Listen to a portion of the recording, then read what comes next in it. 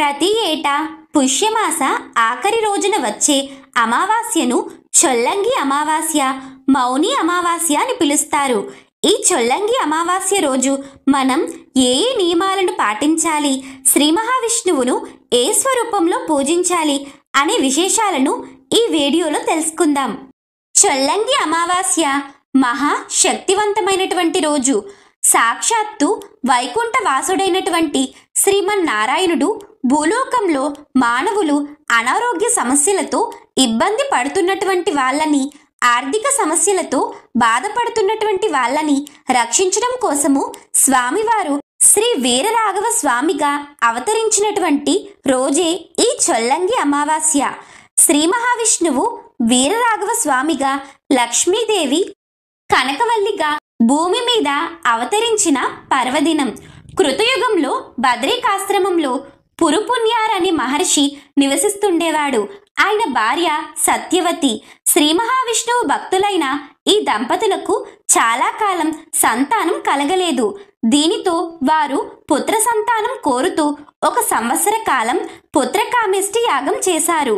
ఫలితంగా వీరికి కొంతకాలానికి ఒక కుమారుడు జన్మించగా శ్రీ మహావిష్ణువు యొక్క ప్రసాదంగా భావించిన ఆ పిల్లవాడికి శాలిహోత్రుడని నామకరణం చేసి అల్లారుముద్దుగా పెంచసాగారు. తల్లిదండ్రుల మాదిరి శాలిహోత్రుడికి చిన్నతనం నుంచే విష్ణుభక్తి అలవడింది. అటువంటి శాలిహోత్రుడు యుక్త వయసు రాగానే దేశ పర్యటనకు బయలుదేరి దేశంలోని పుణ్యక్షేత్రాలను దర్శించుకుంటూ ప్రస్తుతం తిరువల్లూరు ప్రాంతానికి చేరుకున్నాడు. అక్కడి హృత్తాపనాశిని తీర్థం చూసి అది ఎంతో పవిత్రమైనదిగా గుర్తించి అందులో స్నానం ఆచరించి దైవ ప్రార్థనలు చేశాడు. ఆ పవిత్రమైన తీర్థంలో దిగిన వెంటనే శాలిహోత్ర మహర్షికి అలౌకికమైన ఆనందంతో పాటు ఈ ప్రాంతంలోనే ఉండి తపస్సు చేసుకోవాలి అని కోరిక ఏర్పడుతుంది. ఆయన మనసులో 1 సంవత్సరం పాటు మౌనంగా ఎటువంటి ఆహారము తీసుకోకుండా తపస్సు, యజ్ఞయాగాదులు చేశారు. సంవత్సరం పూర్తవుతూనే పూర్ణాహుతి చేసి నైవేద్యం సమర్పించారు. అనంతరం నైవేద్యాన్ని 3 భాగాలుగా చేశారు. 1 భాగాన్ని దేవునికి సమర్పించారు. ఇక 2వ భాగాన్ని అతిథి కొరకు, 3వ భాగాన్ని తన కోసం ఉంచుకుని ఎవరైనా అతిథి వస్తారేమో అని ఎదురు చూడసాగారు. ఇదంతా గమనించిన శ్రీ మహావిష్ణువు శాలిహోత్ర మహర్షిని పరీక్షించదలచి ఒక వృద్ధ బ్రాహ్మణుని రూపంలో ఈ శాలిహోత్ర మహర్షి దగ్గరకు వస్తారు. ఆ వృద్ధ బ్రాహ్మణుణ్ణి చూసిన శాలిహోత్రుడు అతనిని దేవుడు పంపిన ఆహుతుడుగా భావించి అన్ని సత్కార్యాలు చేసి ఆశ్రమంలోనికి ఆహ్వానించి అతిథి కోసం ఉంచిన ప్రసాదాన్ని వడ్డించాడు. దానిని భుజించిన ఆ వృద్ధ బ్రాహ్మణుడు తనకు ఆకలి తీరనే లేదని, ఇంకా ఆహారం కావాలని తెలపడంతో శాలిహోత్రుడు తన కోసం ఉంచుకున్న భాగాన్ని కూడా ఆయనకే వడ్డించాడు. ఆయన తృప్తిగా భుజించి వెళ్ళిపోయారు. అయితే శాలిహోత్రుడికి మాత్రం ప్రసాదం లభించలేదు. శాలిహోత్ర మహర్షి యొక్క నియమం ఏమిటంటే సంవత్సరం పాటు మౌనంగా ఉంటూ ఏ ఆహారము తీసుకోకుండా సంవత్సరంలో 1 రోజు మాత్రమే ఆహారం తీసుకోవాలి అన్నది ఈ మహర్షి యొక్క నియమం. ఆహారాన్ని ఆ వృద్ధ బ్రాహ్మణుడు తినేశాడు. ఈయనకు ఏమీ మిగలలేదు. దానితో తన తపస్సులో ఏదో లోపం ఉండటం వల్లనే తనకు ప్రసాదం లభించలేదని భావించిన శాలిహోత్రుడు మరో సంవత్సరం పాటు తపస్సు చేశాడు. అలా తపస్సు చేసిన తర్వాత మళ్ళీ కిందటి సంవత్సరం లాగానే వరిపిండితో నైవేద్యాన్ని సిద్ధం చేసుకుని ఇంకొక అతిథి కోసం ఎదురు చూస్తూ ఉన్నాడు. కిందటి సారిలాగే మళ్ళీ శ్రీమన్నారాయణుడు ఒక పండు ముసలి బ్రాహ్మణుడిగా ఆశ్రమానికి వచ్చారు. ఆయనను సాదరంగా ఆహ్వానించి ప్రసాదాన్ని వడ్డించాడు శాలిహోత్రుడు. తనకి ఇంకా ఆకలి వేస్తుందని ముసలి బ్రాహ్మణుడు చెప్పగా తన కోసం ఉంచుకున్న భాగాన్ని కూడా ఆయనకే వడ్డిస్తాడు శాలిహోత్రుడు. వడ్డించిన ప్రసాదాన్ని తృప్తిగా భుజించిన ఆయన, నాకు భుక్తాయసంగా ఉంది, నేను ఎక్కడ విశ్రాంతి తీసుకోవాలి అని శాలిహోత్రుడిని అడగ్గా ఇక్కడనే పవలించండి అని శాలిహోత్రుడు సమాధానం ఇచ్చాడు. దీనితో బ్రాహ్మణుడు దక్షిణం వైపు తలపెట్టి ఉత్తరం వైపు కాళ్ళు ఉంచి తూర్పు వైపు చూస్తూ పవలించాడు. కిందటి సంవత్సరంలాగే ఈ సంవత్సరం కూడా గడిచిపోయిందని చెప్పి మరునాడు శాలిహోత్రుడు హృత్తాపనాసని తీర్థం వద్దకు వెళ్ళి స్నానం చేసి మళ్ళీ వెనక్కి తిరిగి వచ్చి ఆశ్రమంలో విశ్రాంతి తీసుకుంటున్న బ్రాహ్మణుడి వద్దకు వెళ్ళి చూడగా పవలించి ఉన్న ఆ వృద్ధ బ్రాహ్మణునకు బ్రాహ్మణుడి రూపం పోయి శ్రీ మహావిష్ణువు రూపం ప్రత్యక్షం అవ్వడంతో శాలిహోత్రుడు సంతోషించి పరిపరి విధాలుగా స్వామివారిని ప్రార్థించాడు. అప్పుడు స్వామివారు శాలిహోత్ర మహర్షితో ఇలా చెప్పారు: శాలిహోత్ర, నేను నిన్ను పరీక్షించడం కోసమే వచ్చాను. నీ కోరిక ఏదైనా సరే కోరుకో, అది అనుగ్రహిస్తాను అని చెప్పగా శాలిహోత్ర మహర్షి ఇలా కోరిక కోరారు: స్వామి, తమరు ఇక్కడే శాశ్వతంగా ఉండిపోవాలి. అంతేకాకుండా ఎవరైతే తమరి యొక్క దర్శనం కోసం ఇక్కడికి వచ్చి తమరిని దర్శించుకుంటారో వారి యొక్క వ్యాధులు, భయాందోళనలు, వారు చేసిన పాపాలు అవన్నీ తీరేలా నువ్వు ఆశీర్వదించు స్వామి అని చెప్పి శాలిహోత్ర మహర్షి ప్రార్థిస్తారు. స్వామివారు శాలిహోత్రుని కోరిక ప్రకారం తాను విశ్రాంతి కోసం పవలించిన శయన రూపంలోనే శ్రీ వీరరాఘవ స్వామిగా కొలువు తీరారు. స్వామివారు కొలువు తీరిన ప్రాంతమే తిరువల్లూరు. ప్రధాన గర్భాలయంలో 5 శిరస్సుల శేషతల్పంపై శ్రీ వైద్య వీరరాఘవ స్వామివారు శయనించి దర్శనమిస్తారు. భారీ రూపంతో విభుజాలతో కొలువు తీరియున్న స్వామివారు ఒక చెయ్యిని కిందకి ముని శిరస్సుపై ఉంచి మరో చెయ్యి గోడకు ఆనించి దర్శనమిస్తారు. స్వామివారి తలకు దగ్గర శాలిహోత్ర మహర్షి పద్మాసన స్థితిలో కూర్చుని ఉంటారు. స్వామివారు ఔషధుల మూటని తన తల క్రింద ఉంచుకుని శయనిస్తూ భక్తుల అనారోగ్య సమస్యలను, వారి బాధలను తొలగిస్తారు. స్వామివారిని ఎవరైతే అమావాస్య దినాలలో పూజిస్తారో వాళ్ళకి దీర్ఘకాలిక వ్యాధులన్నీ పటాపంచులవుతాయి. అలా వరుసగా 3 అమావాస్యలు గనుక స్వామివారిని పూజించినట్లయితే ఈ వ్యాధులన్నీ పటాపంచులైపోతాయి. అలాగే హృత్తాపనాశిని తీర్థంలో భక్తులు స్నానం చేసినంత మాత్రం చేతనే పాపాలన్నీ తొలగిపోతాయి. పరమ పురుషుడైన శ్రీ వీరరాఘవ స్వామివారి గురించి, భక్తుల పాపాలను పోగొట్టే హృత్తాపనాశిని తీర్థం గురించి భక్తితో చెప్పిన లేదా పెద్దలు చెప్పడం ద్వారా విన్న కథలను ఇతరులకు చెప్పిన సర్వశుభాలు కలుగుతాయని శ్రీ మార్కండేయ పురాణం చెప్తుంది. స్వామివారు శాలిహోత్ర మహర్షికి శ్రీ వీరరాఘవ స్వామిగా దర్శనమిచ్చిన రోజే ఈ చొల్లంగి అమావాస్య. ఈ అమావాస్యని తమిళనాడులో తై అమావాస్య అని పిలుస్తారు. ఈ తై అమావాస్య రోజున శ్రీ వీరరాఘవ స్వామివారి దర్శనానికి తండోపతండాలుగా భక్తులు తరలివస్తారు. అనేక రకములైన వ్యాధులతో బాధపడే వాళ్ళు, దుష్టి దోషాలతో బాధపడే వాళ్ళు, అలాగే ఆర్థికంగా ఇబ్బందులు ఎదుర్కొంటున్నటువంటి వాళ్ళు స్వామివారి ఆలయానికి వెళ్ళి అక్కడ హృత్తాపనాశిని తీర్థంలో బెల్లము వేసి వస్తారు. అలా వేస్తే వాళ్ళకి ఉన్న దృష్టి దోషాలు, అలాగే ఏదైనా అనారోగ్యాలు ఉన్నా అవి తొలగిపోతాయని విశ్వాసం. అనారోగ్య సమస్యలతో బాధపడుతున్నటువంటి వారు, ఆర్థిక సమస్యలతో ఇబ్బంది పడుతున్నటువంటి వారు, అదేవిధంగా లక్ష్మీనారాయణుల పరిపూర్ణమైనటువంటి అనుగ్రహాన్ని పొందాలి అనుకుంటున్నటువంటి వారు ఈ చొల్లంగి అమావాస్య రోజు బ్రహ్మ ముహూర్తంలోనే నిద్రలేచి శిరస్నానం చేసి పసుపు రంగు వస్త్రాలను ధరించి ఆ కనకవల్లి సమేత వీరరాఘవ స్వామి వారిని పూజించాలి. ముందుగా మహాగణపతి పూజ చేసి ఆ తర్వాత స్వామివారిని ఎర్రని పుష్పాలతో పూజించాలి. ఆవునేతి దీపాలను వెలిగించాలి. ముఖ్యంగా పిండి దీపం పెట్టాలి. బియ్యం పిండిలో కలకండాని లేక పంచదారని మెత్తగా పొడి చేసి రెండిటిని సమపాలలో ఒక ప్లేట్లోకి తీసుకోవాలి. దానికి కొంచెం యాలకుల పొడి కలిపి మధ్యలో ఖాళీ చేసి పువ్వు వత్తుని మధ్యలో పెట్టి ఆవు నెయ్యి పోసి స్వామివారిని స్మరిస్తూ దీపం వెలిగించాలి. పూజ పూర్తయ్యాక దీపం కొండెక్కాక వత్తిని తీసేసి అందులో ఉన్న నేతితోటి పిండిని కలిపి చిన్న చిన్న ఉండలుగా చేసి కుటుంబ సభ్యులందరూ ప్రసాదంగా తీసుకోవటం చాలా మంచిది.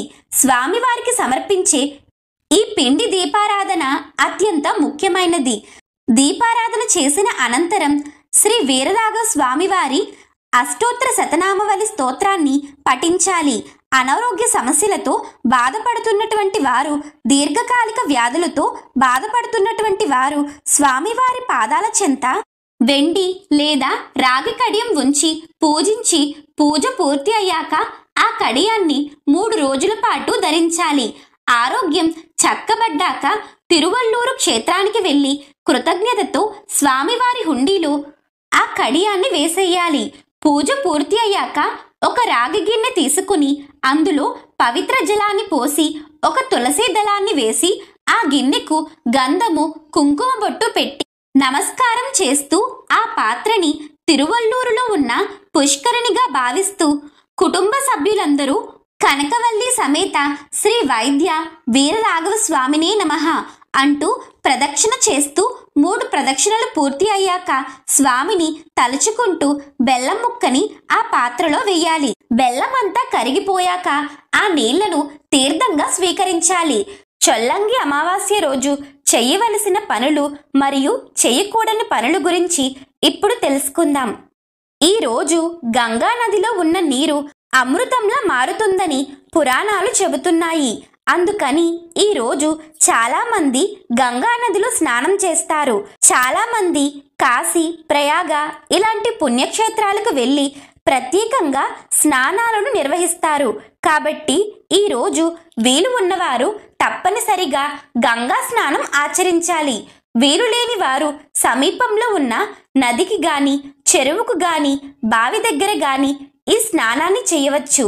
లేదా ఇంటిలో స్నానం చేసేటప్పుడు కాశీ నుంచి తెచ్చిన గంగను మీరు స్నానం చేసే నీటిలో కలిపి ఆ నీటితో స్నానం చేయొచ్చు. ఒకవేళ మీ దగ్గర గంగా జలం లేకపోతే ముమ్మార్లు అంటే 3 సార్లు నీటిలో గంగా గంగా గంగా అని అంటూ స్నానం చేయండి. ఇలా స్నానం చేయటం వల్ల దేశంలోని అన్ని పవిత్ర నదుల ఆశీర్వాదం ఈ నీటిలోకి చేరి మనకు స్నానం చేయటం వల్ల ఆ ఆశీర్వాదం లభిస్తుంది. మౌని అమావాస్య స్నానం ఎంతో శక్తివంతం కాబట్టి ఈ రోజు స్నానం వల్ల సకల దోషాలు, పాపాలు తొలగిపోతాయి. ఇలా స్నానం ముగించిన తర్వాత ఈ రోజున గుడికి వెళ్ళి ధ్వజస్తంభం దగ్గర ఆవునేతితో దీపం పెట్టాలి. ఆ తరువాత 27 ప్రదక్షిణలు చెయ్యాలి. చొల్లంగి అమావాస్య రోజున పవిత్ర నదిలో స్నానం చేసి నల్ల నువ్వులను దానం చేయడం ద్వారా పూర్వీకులు సంతుష్టులవుతారు. పితృదోషం నుంచి విముక్తి పొందుతారని విశ్వాసం. ఈ రోజు తప్పనిసరిగా నల్ల నువ్వుల లడ్డూలు, నువ్వుల నూనె, దుప్పటి, ఉసిరికాయలు, నల్లని వస్త్రాలను పేదవారికి దానం చెయ్యాలి. ఇలా చేయటం వల్ల పితృదోషం తొలగిపోతుంది. ఈ రోజున రావి చెట్టుకు తెల్లటి మిఠాయిలను సమర్పించి చెట్టుకు 108 సార్లు ప్రదక్షిణ చేయటం వల్ల పూర్వీకుల ఆశీర్వాదాలు లభిస్తాయి. చొల్లంగి అమావాస్య రోజున తమ మాటల విషయంలో చాలా జాగ్రత్తగా ఉండాలి. ఈ రోజున మాటలపై, మనస్సుపై నిగ్రహాన్ని కలిగి ఉండాలి. వాగ్వాదం, తగాదాలకు దూరంగా ఉండాలి. పొరపాటును కూడా ఎవ్వరిని మోసం చేయకూడదు. ఈ రోజున స్నానం చేసిన తర్వాత సూర్య భగవానుడికి అర్ఘ్యం సమర్పించాలి. అలాగే స్నానం చేసేంత వరకు ఏమీ మాట్లాడకుండా మౌనంగా ఉండాలి. ఈ రోజు గడ్డం తీసుకోవటం, జుట్టు కత్తిరించుకోవటం, గోళ్లు కత్తిరించుకోవటం చెయ్యరాదు. ప్రధానంగా మాంసం తినటం, అబద్ధాలు చెప్పటం మానుకోవాలి. శాస్త్ర ప్రకారం నడుచుకుంటే శుభ ఫలితాలను పొందగలుగుతారు. చొల్లంగి అమావాస్య రోజున పిండిలో పంచదార కలిపి దానిని చీమలకు ఆహారంగా పెట్టడం వలన పితృదోషాలు తొలగిపోవడమే కాకుండా వారి ఆశీస్సులతో కోరిన కోరికలు నెరవేరుతాయి. చొల్లంగి అమావాస్య రోజున ఇంటి దక్షిణ దిశలో తెల్లటి గుడ్డపై నల్ల నువ్వులను ఉంచి ఇత్తడి లేదా రాగిపై పితృయంత్రాన్ని అమర్చి అనంతరం కుడివైపున పూర్వీకులను స్మరిస్తూ నువ్వుల నూనె దీపం వెలిగించాలి. మధ్యలో నీటితో నిండిన స్టీల్ పాత్రను ఉంచి దానిపై స్టీల్ ప్లేటు పెట్టి ప్లేటు మీద నువ్వుల గింజలతో తయారు చేసిన ఆహారాన్ని ఉంచాలి. అనంతరం ఆహారంపై తులసి ఆకులను ఉంచి తెల్లటి పుష్పాన్ని సమర్పించాలి. ఈ నైవేద్యంలో కొంత భాగాన్ని కుక్కకు, ఆవుకి ఆహారంగా అందించి మిగిలిన దానిని రావి చెట్టు కింద ఉంచాలి. ఇలా చేసే సమయంలో మాట్లాడకుండా మౌనంగా ఉండాలి. పితృదోషం పోవాలంటే చొల్లంగి అమావాస్య రోజున పూర్వీకులను స్మరించుకుని ఆ రోజున సూర్య భగవానుడికి అర్ఘ్యం సమర్పించాలి. అంతేకాకుండా రాగి పాత్రలో నల్ల నువ్వులు, ఎర్రటి పువ్వులను నీటిలో కలిపి ఈ నీటితో సూర్య భగవానుడికి సమర్పించడం ఉత్తమం. ఈరోజు ఒక తెల్లని కాగితం మరియు తులసి కొమ్ము గాని, పసుపు కొమ్ము గాని తీసుకుని మీ కోరికను ఆ కాగితం మీద పసుపు కొమ్ముతో గాని, తులసి కొమ్ముతో గాని భక్తితో మనస్ఫూర్తిగా ఆ కాగితం మీద రాయండి. రాసిన తర్వాత ఆ కాగితాన్ని మీ చేతుల్లోకి తీసుకుని తదేకంగా ఆ కోరికని చూస్తూ ఉండండి. మీరు ఎంతసేపు చూడగలరో అంతసేపు చూసి ఆ తరువాత ఆ కాగితాన్ని మడతపెట్టి, ఓ ప్రకృతి మాత, నేను కోరుకుంటున్న ఈ కోరికను తప్పనిసరిగా తీర్చేలా చెయ్యి అని అనుకుంటూ మీ పూజా మందిరంలో ఏదైనా విగ్రహం గాని, ఫోటో గాని ఉంటే వాటి వెనకాల ఉంచండి. ఇలా కనుక ఈ రోజు చేస్తే మీ కోరికలన్నీ తప్పకుండా నెరవేరుతాయి. ఈ మౌని అమావాస్య రోజున శనీశ్వరుణ్ణి పూజించటం వల్ల సకల శనిదోషాలు తొలగిపోతాయట. కాబట్టి ఈ రోజున తప్పనిసరిగా నువ్వుల నూనెతోనూ, నల్ల నువ్వులతోనూ శనీశ్వరుణ్ణి అభిషేకించాలి. అలాగే ఈ రోజున కాకికి కొంచెం అన్నం పెట్టాలి. ఇలా చేస్తే శని అనుగ్రహంతో పాటు శుభ ఫలితాలు కూడా కలుగుతాయి. అలాగే కుక్కకి, ఆవుకి, పశుపక్షాదులకు ఆహారం గాని, నీరు గాని పెడితే చాలా మంచిది. పేదలకు మీ శక్తి కొలది దానా ధర్మాలు చేస్తే గత జన్మ పాపాలు తొలగిపోతాయి. ముఖ్యంగా నల్ల గొడుగులు, నల్ల దుప్పట్లు పంచితే చాలా మంచిది. అలాగే ఈ రోజున ఆవుకి పశుగ్రాసం పెట్టి 5 ప్రదక్షిణలు చేసి పసుపు కుంకుమలతో పూజించాలి. ఇలా గోమాతని పూజించటం వల్ల లక్ష్మీదేవి అనుగ్రహం కలిగి అష్టైశ్వర్యాలు కలుగుతాయని చెబుతున్నాయి శాస్త్రాలు.